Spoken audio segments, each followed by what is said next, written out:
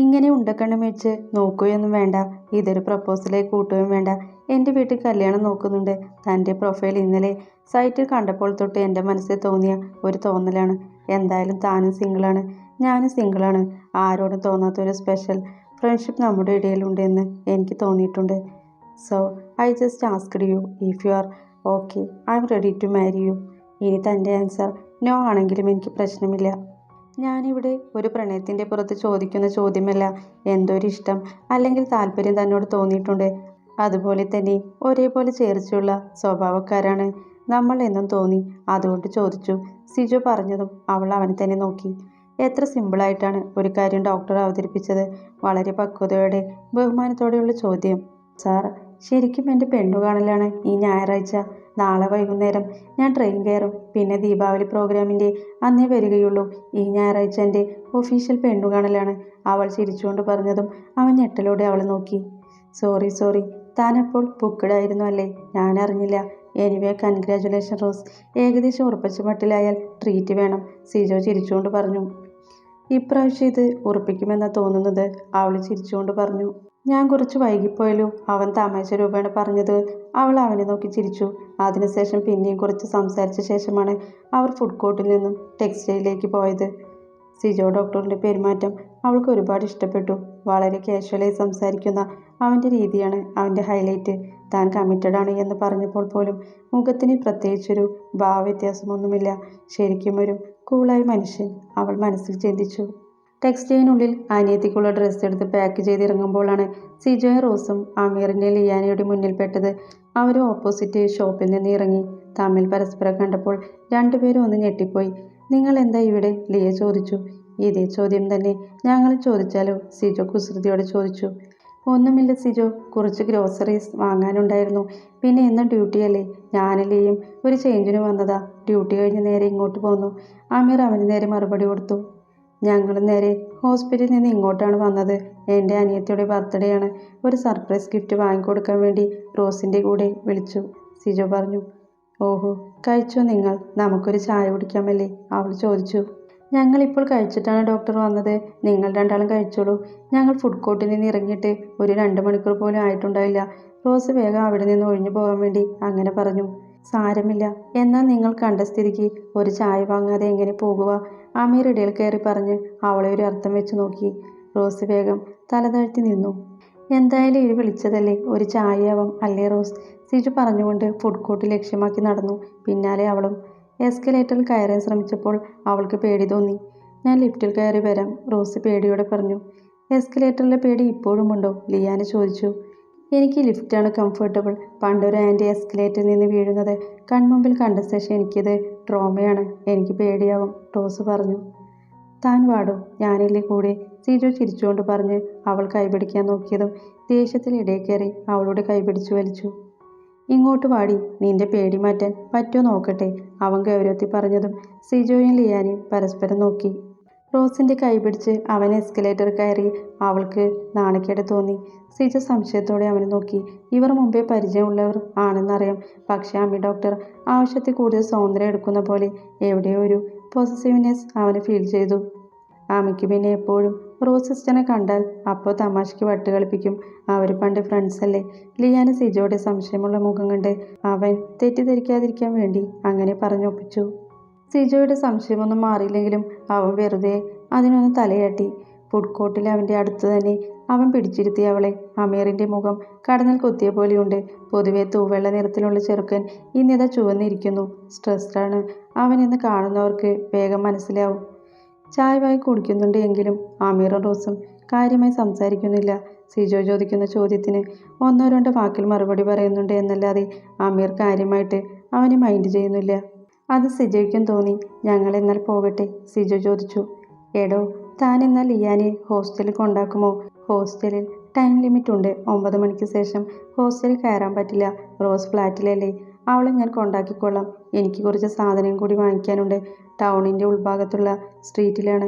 അത് റോസിനെ അറിയുള്ളൂ. കഴിഞ്ഞ പ്രാവശ്യം ഞങ്ങൾ ഒരുമിച്ചാണ് പർച്ചേസ് ചെയ്തത്. അമീർ മനസ്സിൽ തോന്നിയ ഒരു കള്ളം തട്ടിവിടുകയായിരുന്നു. സിജോയുടെ സംശയം കൂടുതൽ ശക്തമായി. അവൻ റോസിനെയും അമീറിനെയും മാറി മാറി നോക്കി. ഡോക്ടർ പോയിക്കോളൂ, ഞാൻ അമ്മി ഡോക്ടറുടെ കൂടെ വന്നോളാം, അവൾ പറഞ്ഞ് അമീറിൻ്റെ മുഖം കണ്ടിട്ട് താനെങ്ങാനും ധിക്കരിച്ചു പറഞ്ഞാൽ തനിക്കുള്ള പണി അവൻ പിന്നെ എപ്പോഴെങ്കിലും തരുമെന്ന് അവൾക്ക് ഉറപ്പാണ്. അതുകൊണ്ട് മാത്രമാണ് അവളും അമീറിനെ സപ്പോർട്ട് ചെയ്ത് പറഞ്ഞത്. സിജോ അതിന് തലയാട്ടിക്കൊണ്ട് സമ്മതിച്ചു. കാർ പാർക്കിംഗ് ഏരിയയിൽ 4 പേരും ഒരുമിച്ച് ഒരേപോലെ കാറെടുത്ത് പോകുവാൻ റെഡിയായി നിന്നു. എൻ്റെ ഒരു ക്ലിപ്പ് ഇവൻ്റെ കാറിലാണ്, അതെടുത്തിട്ട് വരാം, അതും പറഞ്ഞ് ലിയാന അമീറിൻ്റെ കാറിൻ്റെ അടുത്തേക്ക് പോയി. റോസ് കുറച്ച് മാറി നിൽക്കുകയാണ്. സീറ്റിൻ്റെ ഉള്ളിൽ നിന്ന് തൻ്റെ ക്ലിപ്പെടുത്ത് അവനെ നോക്കി. അതൊരു പാവം പെണ്ണാണ്. ദേഷ്യത്തിൽ അതിനെ ഒന്നും പറയരുത്, നിനക്ക് പൊസസീവ്നെസ് കുറച്ച് കൂടുതലാണ്. സിജോ ഡോക്ടറിൻ്റെ മുന്നിൽ ഷോ എന്തിനായിരുന്നു? ഡോക്ടർക്ക് എന്ത് തോന്നിക്കാണും? അവൾ പതിഞ്ഞ സ്വരത്തിൽ ചോദിച്ചു. അവൻ എന്ത് കരുതിയാൽ എനിക്കെന്താ? പിന്നെ ഇവളുടെ കാര്യം അത് ഞാൻ തീരുമാനിച്ചോളാം. നീ ഇപ്പോൾ അവൻ്റെ കൂടെ പോയി നിന്റെ ഇക്കയുടെ അടുത്ത് ഫോണിൽ സൊല്ലാൻ നോക്ക്. ആമി പറഞ്ഞതും ലിയ ദേഷ്യത്തിൽ ചുണ്ടുകൂട്ടിക്കൊണ്ട് നേരെ സിജോയുടെ കൂടെ കാറിൽ കയറി. റോസ് ഇപ്പോഴും പുറത്ത് നിൽക്കുകയാണ്. ആമി റിവേഴ്സ് എടുത്ത് അവളുടെ അടുത്ത് നിർത്തി. നിന്നെ ഇനി ഞാൻ താലുമെടുത്ത് ആരതി ഒഴിയണോ? തമ്പുരാട്ടി അകത്ത് കയറാൻ അമീർ ദേഷ്യത്തിൽ പല്ല് കടിച്ചുകൊണ്ട് പറഞ്ഞതും അവൾ വേഗം പേടിച്ച് ഉള്ളിൽ കയറി. പിന്നെ സ്പീഡിൽ ഒരു പോക്കായിരുന്നു. സിജോ അത് വ്യക്തമായി കാണുകയും ചെയ്തു. വേഗത്തിൽ പായുന്ന കാറിൽ 2 പേരും മൗനമായിരുന്നു. അമ്മി, ഞാൻ ഡോക്ടർ നിർബന്ധിച്ചുകൊണ്ട് മാത്രമാണ്, അല്ലാതെ. അവൾ ബാക്കി പറഞ്ഞു തീർക്കുന്നതിന് മുമ്പ് അവൻ അവളെ നോക്കി. ഞാൻ അതിന് ചോദിച്ചോ? നീ എന്തിനാണ് എനിക്ക് എക്സ്പ്ലനേഷൻ തരുന്നത്? നീ എന്താ കലിപ്പൻ്റെ കാന്താരിയോ? നീ ആരുടെ കൂടെ വേണമെങ്കിലും പോയിക്കോ, എനിക്കെന്താ? അങ്ങനെ പരസ്പരം പറയേണ്ട ബന്ധങ്ങളൊന്നും നമ്മൾ തമ്മിലില്ലല്ലോ, അവൻ പറഞ്ഞുകൊണ്ട് വണ്ടി മുന്നോട്ടെടുത്തു. ഇങ്ങനെയൊക്കെ കാര്യമായി ലെക്ചർ അടിക്കുന്നുണ്ടെങ്കിലും ആമീർ ഒരു ചെറിയ കലിപ്പനാണ് എന്ന് അവൾക്ക് നന്നായി അറിയാം. മുഖം വീർത്തിരിക്കുകയാണ്. അത് താൻ ഡോക്ടറുടെ കൂടെ പോയതുകൊണ്ട് മാത്രമാണ്. പക്ഷെ ഡോക്ടർ ഒരു പാവമാണെന്നും തൻ്റെ നല്ലൊരു സുഹൃത്തു കൂടിയാണെന്നും ഇവൻ അറിയില്ലല്ലോ, അവൾ ചിന്തിച്ചു. കുറച്ചു നേരത്തെ മൗനത്തിന് ശേഷം അമീർ അവളെ നോക്കി. എന്തായിരുന്നു നിങ്ങൾ തമ്മിലുള്ള ഡിസ്കഷൻ? അത് ചോദിക്കുമ്പോൾ അവൻ്റെ മുഖത്ത് ചെറിയൊരു ചമ്മലുണ്ട്. അവൾക്ക് ചിരി വന്നു. കുറച്ചു മുമ്പ് തന്നോട് എനിക്കൊന്നും പറയാൻ താല്പര്യമില്ല എന്ന് പറഞ്ഞ ആളാണ് ഇപ്പോൾ താനും സിജോ ഡോക്ടറും തമ്മിൽ എന്താണ് പറഞ്ഞതെന്നറിയാൻ വേണ്ടി ഉത്സാഹത്തിൽ ചോദിക്കുന്നത്. ഡിസ്കഷൻ എന്താണെന്ന് ചോദിച്ചാൽ ഒരു സാധാരണ സൗഹൃദ സംഭാഷണം തന്നെ. പിന്നെ അവൾ പറഞ്ഞു നിർത്തി. പിന്നെ അവൻ തിരിച്ചു ചോദിച്ചു. എന്നെ ഇഷ്ടമാണെന്ന് പറഞ്ഞു. അവൾ പറഞ്ഞു തീർന്നതും അവൻ പെട്ടെന്ന് വണ്ടി ബ്രേക്കിട്ട് നിർത്തി. പിന്നിലുള്ള ഹോണടി കേട്ടപ്പോഴാണ് അവൻ അവളിൽ നിന്ന് നോട്ടം മാറ്റി വണ്ടി മുന്നോട്ടെടുത്തത്. സീറ്റ് ബെൽറ്റ് ഇട്ടതുകൊണ്ട് മാത്രം അവൾക്കൊന്നും പറ്റിയില്ല. പെട്ടെന്നുള്ള വണ്ടിയുടെ ബ്രേക്കിടലിൽ അവൾ ചെറുതായി ഒന്ന് ഒലിഞ്ഞു പോയിരുന്നു. എന്നിട്ട് നീ എന്തു പറഞ്ഞു? അവൻ ചോദിച്ചു. ദേഷ്യത്തിൽ ഒന്നുകൂടി ചുവന്നിട്ടുണ്ട് മുഖം. കുശുംബൻ, അവൾ പതിയെ മനസ്സിൽ പറഞ്ഞു. ഞാനെന്തു പറയാൻ? ഡോക്ടറെ ഞാൻ അങ്ങനെ കണ്ടിട്ടില്ല എന്ന് തന്നെ പറഞ്ഞു. എൻ്റെ വിവാഹം എൻ്റെ വീട്ടുകാരുടെ തീരുമാനമായിരിക്കുമെന്ന് പറഞ്ഞു, അത്ര തന്നെ. അവൾ നിസ്സാരഭാവത്തിൽ പറഞ്ഞതും അവൻ പുച്ഛത്തോടെ അവളെ നോക്കി. സിജോ ഡോക്ടർ നിനക്കൊരു പുളിങ്കൊമ്പായിരുന്നു അല്ലോ. നിന്റെ അതേ മതം, ജാതി, പിന്നെ പ്രായത്തിന് നിന്നേക്കാൾ 2 വയസ്സ് കൂടുതലുണ്ട്. പിന്നെ എന്തുകൊണ്ടാണ് വേണ്ട എന്ന് പറഞ്ഞ്? നിന്റെ ഫോറിൻ കൺസെപ്റ്റ് അല്ലാത്തതുകൊണ്ടാണോ? അമേരിക്കയിൽ എങ്ങാണ്ട് പോയി സെറ്റിലാവണം എന്നായിരുന്നല്ലോ ആഗ്രഹം. അവസാനത്തെ വാചകം കുറച്ചുകൂടി കളിയാക്കിക്കൊണ്ടാണ് അവൻ പറഞ്ഞത്. അവൾക്കത് ഒട്ടും പിടിച്ചില്ല. ശരിയാണ്, ഇപ്പോൾ തോന്നുന്നു പുള്ളിക്കാരനോട് നോ പറഞ്ഞത് ഒരു എടുത്തുചാട്ടമായിരുന്നു എന്ന്. വീട്ടിലെത്തിയിട്ട് ആലോചിച്ച് പറഞ്ഞാൽ മതിയായിരുന്നു. നീ പറഞ്ഞ പോലെ ഒരേ മതമാണ്, പ്രായവും കറക്റ്റാണ്, പിന്നെ കാണാനും ലുക്കുണ്ട്. താടിയും മുടിയും മീശയും എല്ലാം സൂപ്പർ. റോസ് മനഃപൂർവ്വം അവനെ ദേഷ്യം പിടിപ്പിക്കാൻ വേണ്ടി പറഞ്ഞതും അവൻ വീണ്ടും വണ്ടി സഡൻ ബ്രേക്കിട്ടു. എന്താണ്, എന്നെ കൊല്ലാൻ ഉദ്ദേശമുണ്ടോ? ദേഷ്യത്തിൽ ചോദിച്ചു. നിന്റെ ഫ്ലാറ്റെത്തി, അവൻ പല്ല് കടിച്ച് ദേഷ്യത്തിൽ പറഞ്ഞപ്പോഴാണ് അവൾ പുറത്തേക്ക് നോക്കിയത്. താങ്കളിപ്പോൾ ഫ്ലാറ്റിൻ്റെ കാർ പോർച്ചിലാണ്. സോറി, അവൾ ചമ്മിക്കൊണ്ട് പറഞ്ഞ് ഇറങ്ങാൻ നിന്നതും അവൻ അവളുടെ കൈയെ പിടിച്ച് ബ്ലോക്ക് ചെയ്തു. പെട്ടെന്നാണ് അവൻ്റെ ഫോൺ ബെല്ലടിച്ചത്. അവളുടെ കയ്യിൽ മുറുകെ പിടിച്ചുകൊണ്ട് തന്നെ അവൻ ഫോണെടുത്തു. ആ ഉമ്മ പറയ്, അവൻ ഫോണെടുത്ത് പറഞ്ഞപ്പോൾ ആ ഫോണിലേക്ക് കാത് കൂർപ്പിച്ചു. വർഷങ്ങൾക്ക് മുമ്പ് തന്നെ സ്നേഹത്തോടെ പരിചരിച്ച് തനിക്ക് ആവോളം ഭക്ഷണം ഉണ്ടാക്കി തന്ന ഉമ്മയെ അവൾ ഓർത്തു. അതുകൊണ്ട് തന്നെ അവൻ്റെ കൈവിട്ട് അവൾ പുറത്തേക്ക് ഇറങ്ങാൻ ശ്രമിച്ചില്ല. അവനോടായി ഒരു കാര്യങ്ങൾ സംസാരിക്കുന്ന ഉമ്മയുടെ ശബ്ദം കേട്ടപ്പോൾ അവളുടെ കണ്ണുകൾ നിറഞ്ഞു. പഴയ ഓർമ്മകൾ വീണ്ടും മനസ്സിൽ വരുന്നു. അമീർ ഉമ്മയോട് തിരിച്ചു പറയുന്നുണ്ട്. അപ്പോഴാണ് ഉമ്മ കല്യാണത്തിൻ്റെ കാര്യം അവനോട് ചോദിക്കുന്നത്. ഉമ്മ ചോദിക്കുന്നത് ലിയാനയുടെ കല്യാണത്തിൻ്റെ കാര്യമായിരുന്നു. പക്ഷേ റോസ് കരുതി അവൻ്റെയും അവളുടെയാണെന്ന്. അവളുടെ ഹൃദയം വേഗത്തിൽ മിടിക്കാൻ തുടങ്ങി.